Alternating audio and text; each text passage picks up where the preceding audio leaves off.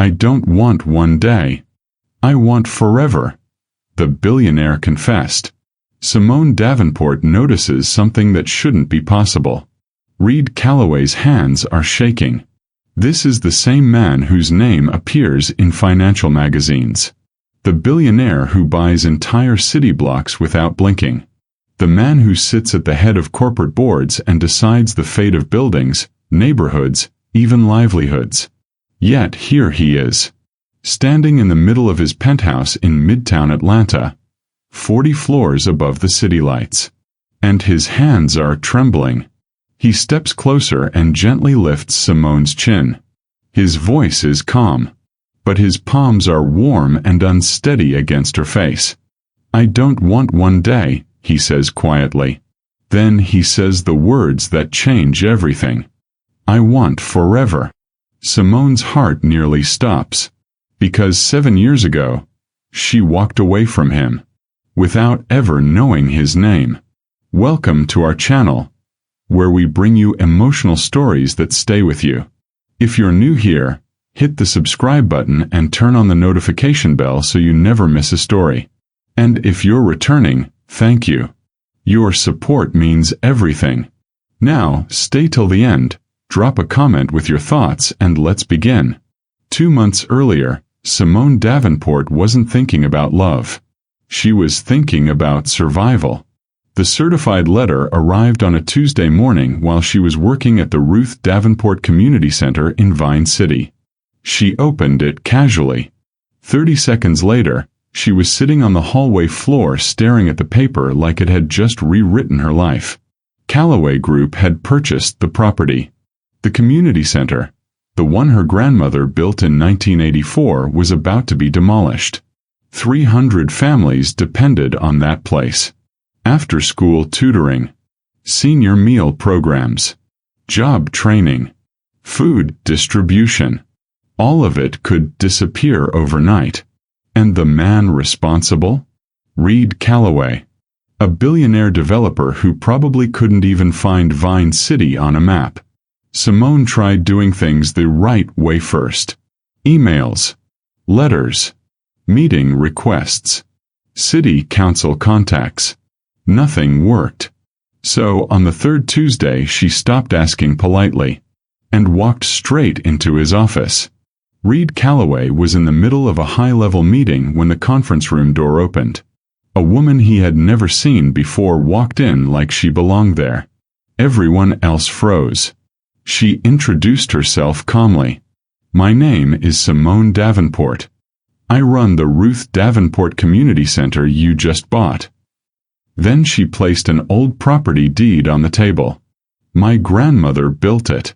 300 families rely on it. And you're about to destroy it. The room went silent.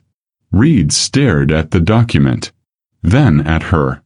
And instead of throwing her out, he dismissed everyone else. Give us the room. For the next 5 minutes, Simone explained everything the center meant to the community. She expected resistance, arguments, corporate excuses. Instead, Reid asked one quiet question. Is there a way this could work for everyone? That wasn't the answer she expected.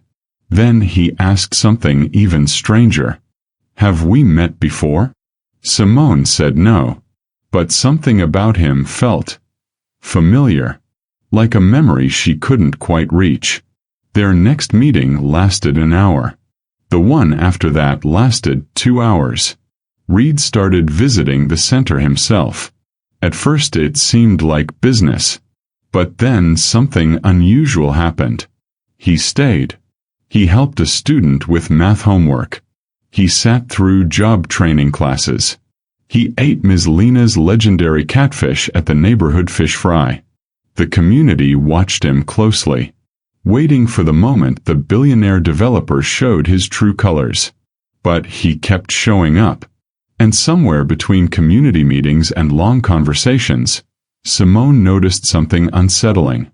She was starting to like him. Not as an ally. Not as a businessman. As a man. One night a sudden Atlanta rainstorm trapped them inside the center. They sat together listening to the rain pound against the roof. That's when Reid told her a story. 7 years earlier he attended a conference in New Orleans. Late one night he wandered into a jazz bar on Frenchmen Street. There he met a woman. They talked for hours, shared drinks, quoted books, laughed like they had known each other forever. Then she disappeared. He never even learned her name. But he had never forgotten her. Simone's chest tightened, because she remembered that night too. The jazz bar, the music, the Sazerac, the conversation. She had been engaged back then, so she left before anything could happen. She told herself it was the right thing, but the memory never left her. Now she is sitting across from the same man, and she had no idea. She almost told him, but she stayed silent. Then everything collapsed. 3 weeks later Simone received devastating news. Calloway Group scheduled a board vote. Demolition of the community center. Reid knew about it, and he hadn't told her. The betrayal hit harder than she expected. Not because of the building, but because she had started trusting him. Simone told him to leave, and for 3 days she ignored his calls. On the 4th day Simone realized something. She couldn't keep the truth inside anymore. She sent Reid one message. We need to talk. Not about the board. About New Orleans. He replied instantly. When? That night she stood inside his penthouse, and finally told him everything. The jazz bar. The yellow dress. The Sazerac. The conversation that lasted until sunrise. Reid stared at her like the ground had shifted beneath his feet. For 7 years he had carried the memory of a stranger.